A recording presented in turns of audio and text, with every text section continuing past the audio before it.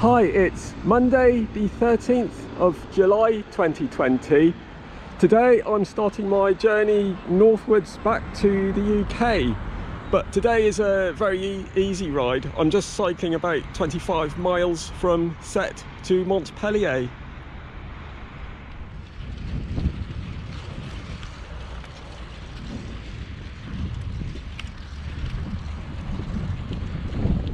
I'm using the brilliant Cycle Streets app for my journey to Montpellier today. As I mentioned in another video, I use the Michelin Yellow Series maps usually for my journeys, the 1.5 kilometre to 1 cm scale. They're usually very good. Unfortunately, they don't show a lot of the voies vertes, the cycle routes, whereas the app, they show all the routes. So what I do now, I use both the paper maps and the app, as it gives me a very good idea then of where I'm going.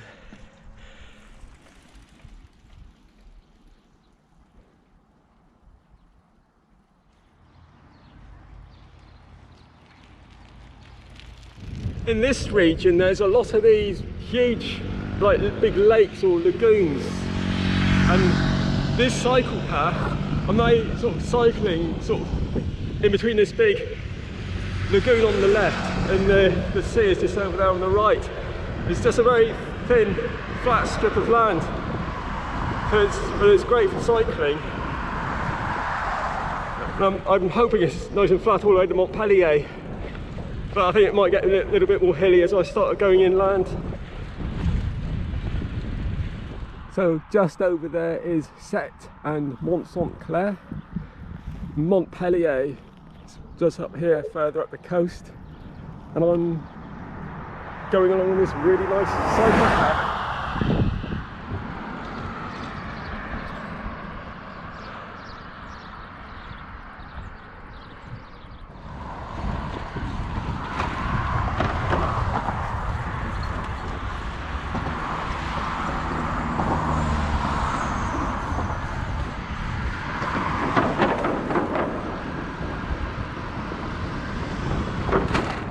I'm about 6 miles from the city centre now, and I just have to follow this path all the way in to the centre of Montpellier.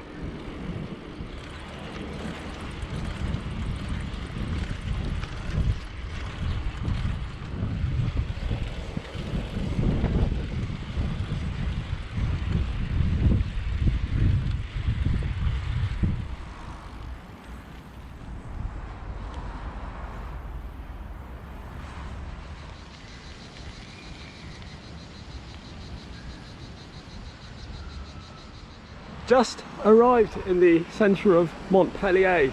This is La Place de l'Europe. The main landmark in Montpellier, there's a big park, it's called La Promenade de Peru, and there's a remains of a 18th century viaduct there, so I'm just going to have a quick cycle over to there to have a look around. This is La Place de la Comédie.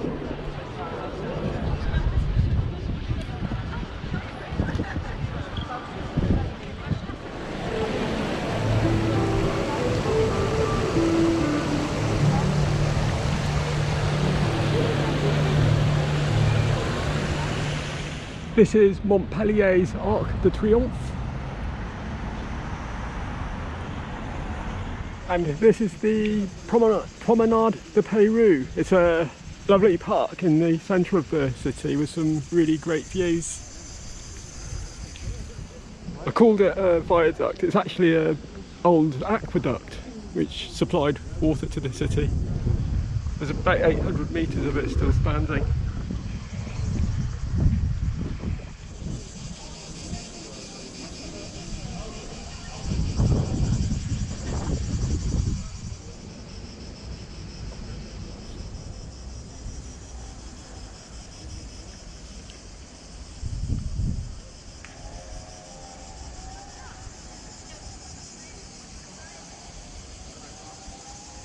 Unfortunately, there's a lot of building works going on in the park at the moment, so it's a bit difficult to get around with my fully laden bicycle.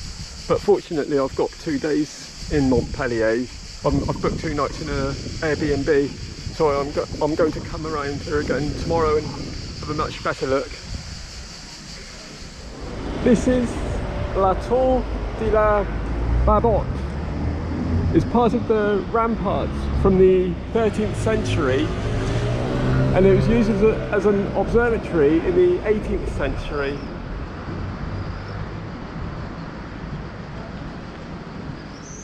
And next to La Place de la Comédie is Le Jardin du Champ de Mars.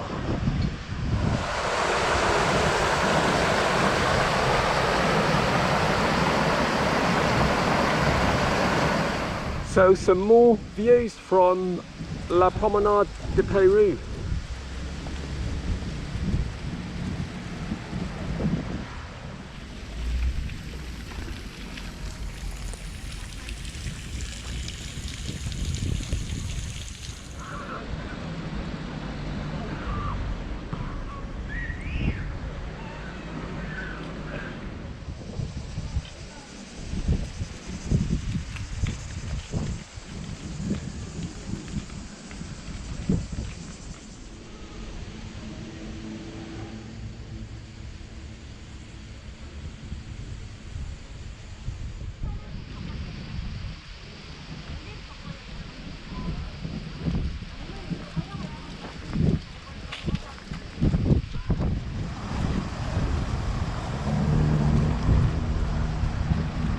This is the Cathedral Saint-Pierre.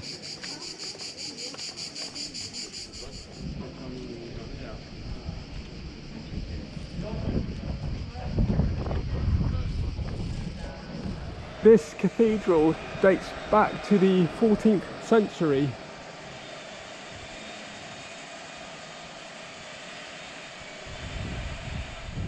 Wednesday the 15th of July.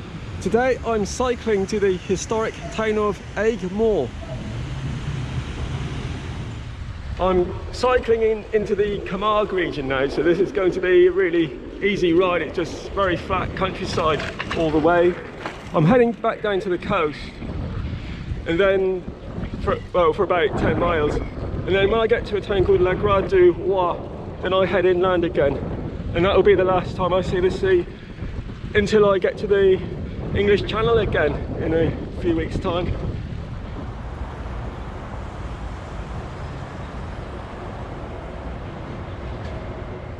Very nice cycle path heading from Montpellier straight back down to the coast. Nicely signposted too.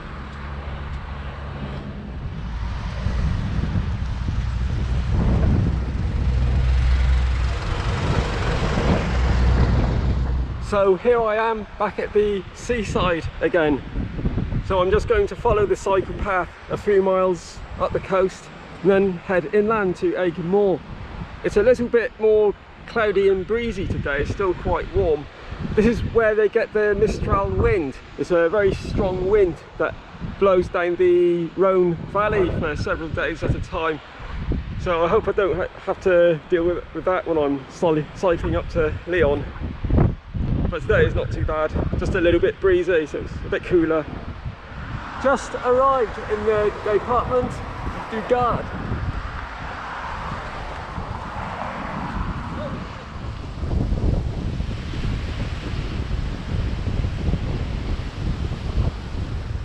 So this is the seaside resort of La Grade du Roi, and this is where I say goodbye to the Mediterranean now.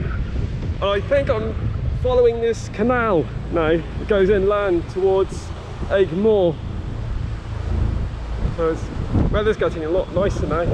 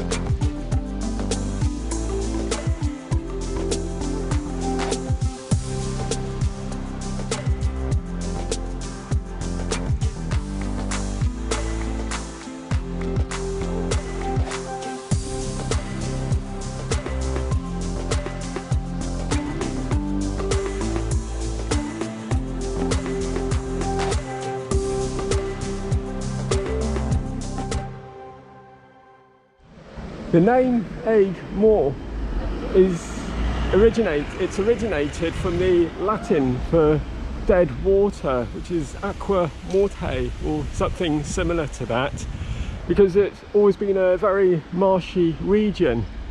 People have been living here for thousands of years. They used to do fishing and hunting and collecting, producing salt, sea salt.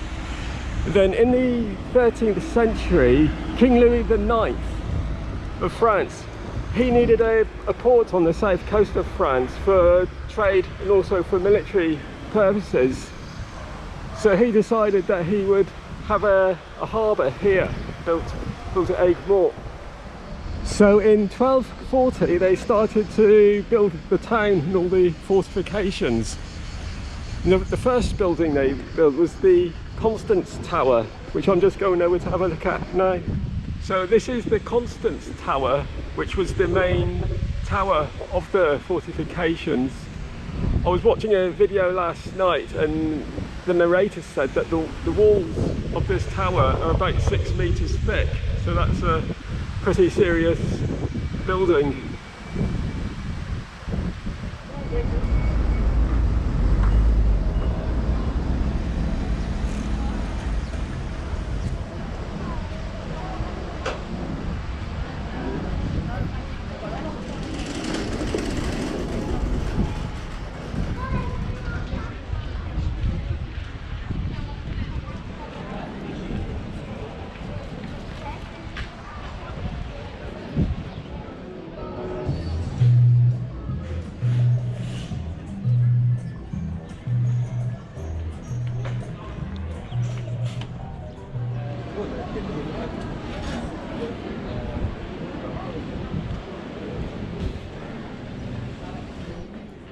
So the city wall is 1700 meters long and 11 meters high.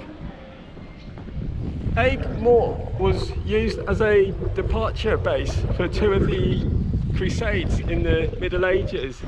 This was where the 7th Crusade in 1248 departed from, and also the 8th Crusade in 1270. But both of those crusades ended up in disaster. The 7th Crusade, they sailed to Egypt where King Louis was captured and the French had to pay a large ransom for him. And on the 8th Crusade, he died of dysentery in Tunisia.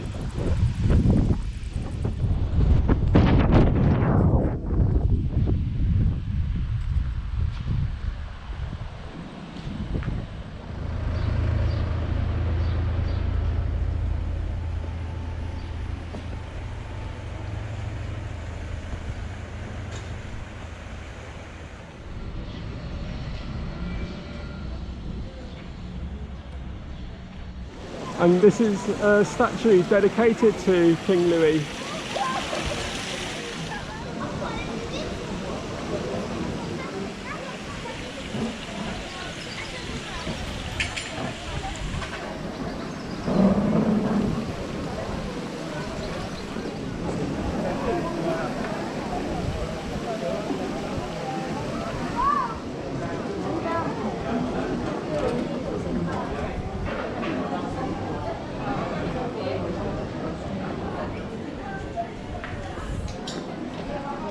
So I'm off back to my Airbnb now to plan tomorrow's trip. I'm cycling to Arles, where there's a very well preserved Roman arena. So I'm looking forward to that. And so until then, good night. It's Thursday the 16th of July. Today I'm cycling to Arles.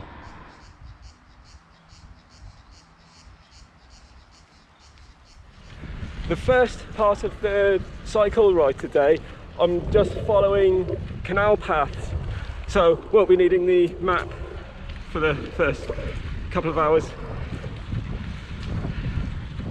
So for the first part of the journey, I'm following a cycle route called the Via Rona.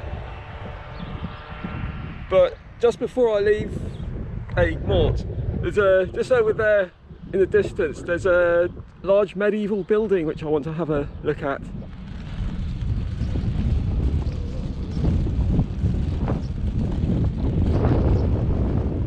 This is a 13th century gatehouse. It's called the Carbonnier Tower, and it was built at the same time that Aigues Mortes was being built.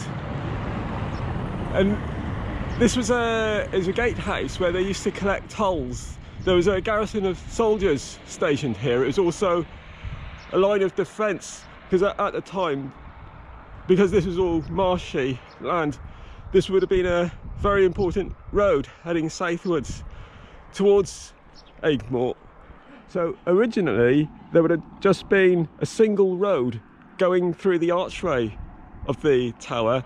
These roads on the right and left, these have been added at a later date for modern day traffic.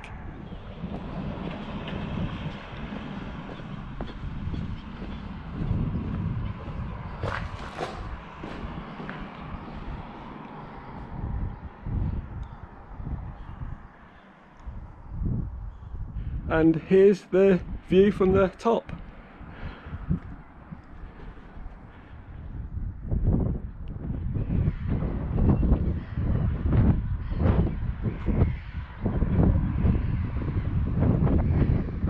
So I'm now on a cycle path called Eurovelo 17, otherwise known as the Via Rona, and this goes all the way up through the Rhone Valley to Lyon and then carries on to Geneva. I'll be following most of it. I'll be going up to Lyon, and then I'll be carrying on northwards to the Eurovelo 6, and that's how I'll be cycling into Germany.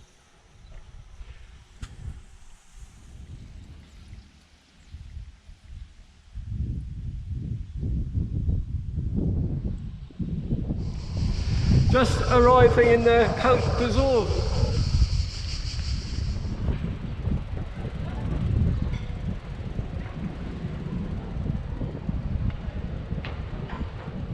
Just arrived in the historic centre of Arles. This is probably the most famous landmark of Arles. This is the Roman amphitheatre, which was built in 90 AD. The amphitheatre is 136 metres in length, and it's 109 metres wide, and it has 120 arches, and I think they still use it to this day for concerts and stuff like that. The amphitheatre has a couple of these towers, and these were built after the Romans left in medieval times, because the amphitheatre then was used for defensive purposes. The people would go in there if the town was under attack.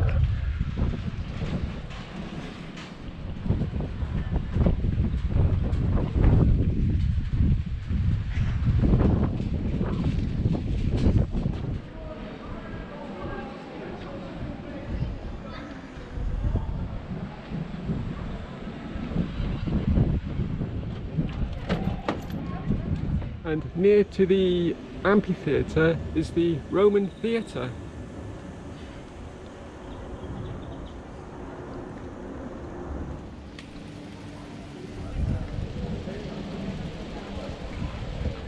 This is La Place de la République.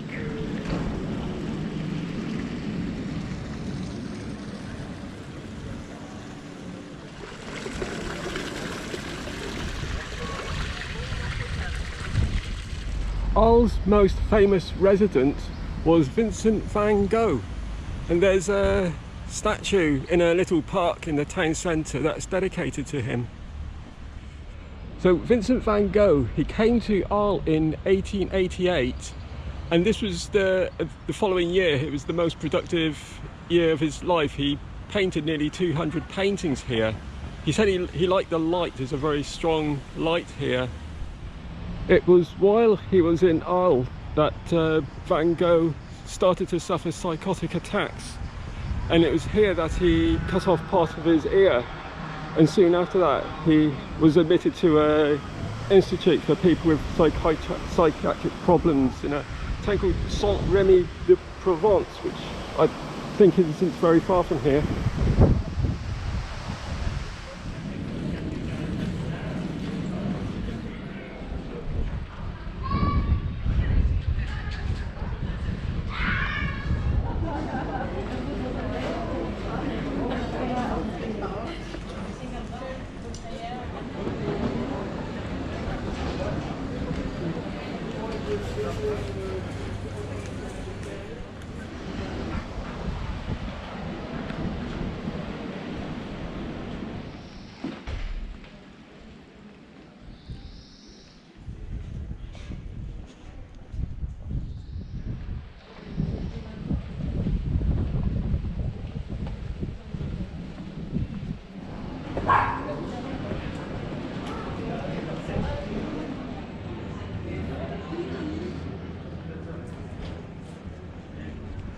Tomorrow I'm travelling to the Pont du Gard. It's a very famous landmark just to the north of here.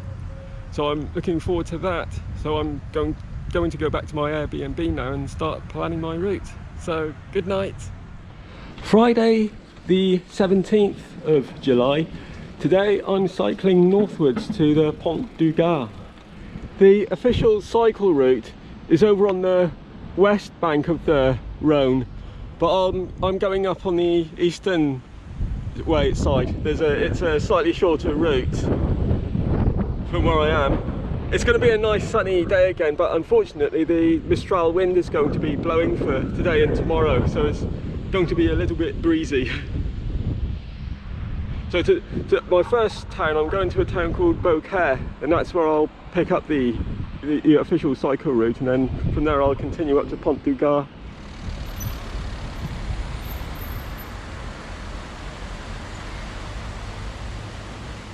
Around the town they've put these signs showing where Vincent van Gogh made his paintings.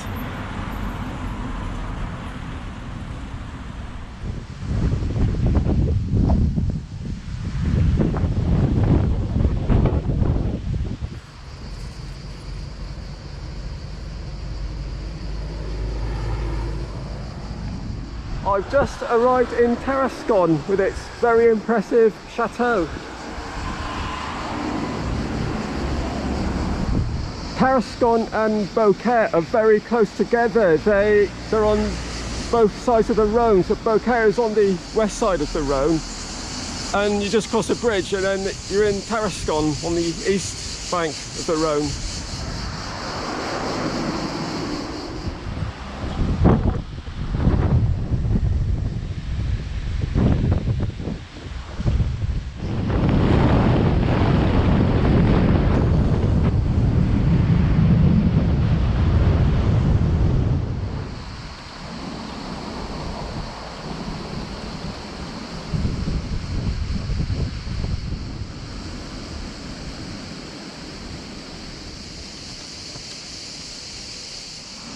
So from Beaucaire all the way to the Pont du Gard, I'll be following this cycle path. I hope it's like this all the way. It looks a really nice cycle route.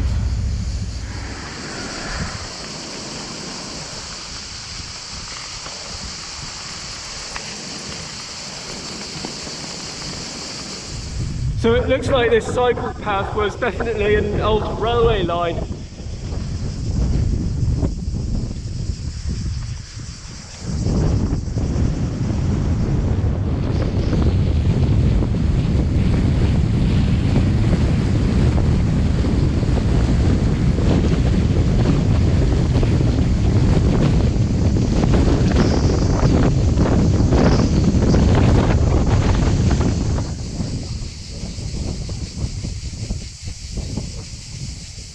Nearly there now, about a mile and a half to the Pont du Gard.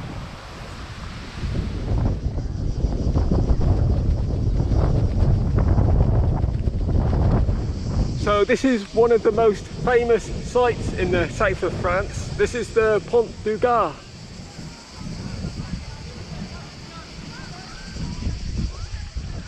So the Pont du Gard is an ancient Roman aqueduct bridge built in the 1st century AD to carry water over 50 kilometers to the Roman city of Nîmes. And the bridge, the aqueduct, it crosses the River Gardon. This is the River Gardon Valley, and it is the highest of all Roman aqueduct bridges and one of the best preserved. It was added to UNESCO's list of World Heritage Sites in 1985 because of its historical importance. The whole of the 50-kilometre aqueduct was an amazing piece of technology. It was amazing civil engineering that the Romans did. What they had to do, there was a spring that feeds the River Eure, or it was the source of the River Eure, near a town called Uzès. And the spring is 17 meters higher than the town of Nîmes, where they wanted the water to go down. So they had to have a very slight incline. In fact, the incline is about 24 centimetres for every kilometre. So that it must have took a lot of mathematics and working out, because they had to follow a very windy route. This is a very mountainous countryside. So it's quite an amazing piece of civil engineering.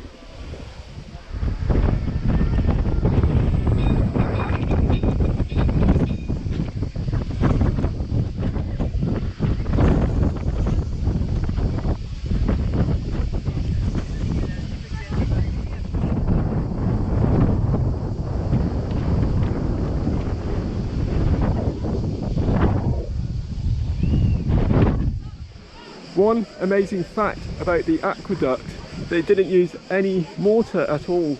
It's all held together by gravity. So they built it so exactly. It's all held together just by its own weight, and it's still here 2,000 years later. It's estimated that the aqueduct supplied Nîmes with around 40,000 cubic meters of water every day, and it took nearly 27 hours to flow from the source down to the city. The bridge has 3 tiers of arches and it stands 48.8 meters high. I was watching a video last night by a travel guy called Rick Steves, and he says that the bottom arch, that was the biggest arch that the Romans built. It's about 24 meters wide.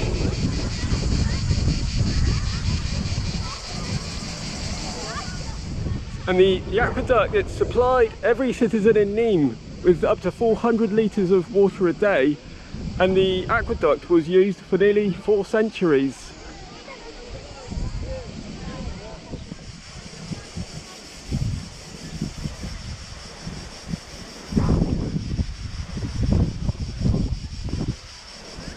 Unfortunately, there aren't any campsites near the Pont du Gard, but there's one, but it's closed until August because of the pandemic.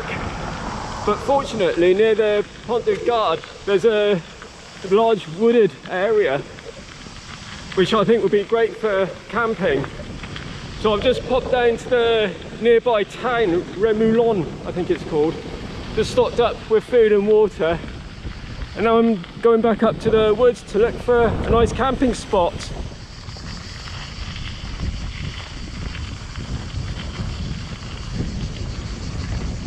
This is a nice little track just outside Remoulon, going up into the hills. So I'm just going to walk up here for a few meters and look for like a nice little private camping spot. I don't know if I'll even bother putting the tent up tonight. It's certainly not going to rain. And the biggest problem in the woods is actually mosquitoes at this time of year. But I don't think there's any around. So I'm just going to look for a little camping spot and then start listening to the radio and plan tomorrow's route. Saturday the 18th of July, I found a nice place to camp just at the top of the track. I'm actually right next to part of the Roman aqueduct. This is just downstream of the Pont du Gard. So this is the continuation of the aqueduct down to Nîmes. So today I'm cycling to Avignon. So that's a nice short journey, about another 25 miles, and I'll be staying there for 2 days. Right, I'm all packed up and ready to go. I've noticed last night I've got over 30 minutes of video now, so I'm going to start shooting my next video, and I'll be uploading this video tonight. So thank you very much for watching my video, and I hope to upload another one soon. Bye.